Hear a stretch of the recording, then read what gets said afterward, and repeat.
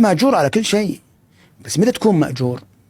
هذا نقاش بالمناسبة الفقهاء يناقشون إنه هل الأجر يحصل بمجرد وجود الأزمة المصيبة، أو لا بد أحتسب فيها هو؟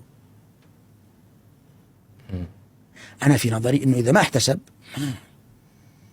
ما تحسب له. في نظري والله أنا ما أدري، أنا ما أتألى على الله، لكن يعني فهمي أنا النفسي إنه إذا هو ما احتسب، إذا هو ما استحضر أثناء المصيبة إنه هذه فيها أجر وفيها خير وحتى شوكة يشاكها، ما تحصل الفائدة النفسية له. هو وش الفائدة النفسية في الاحتساب؟ هو وش الاحتساب هو أصلا؟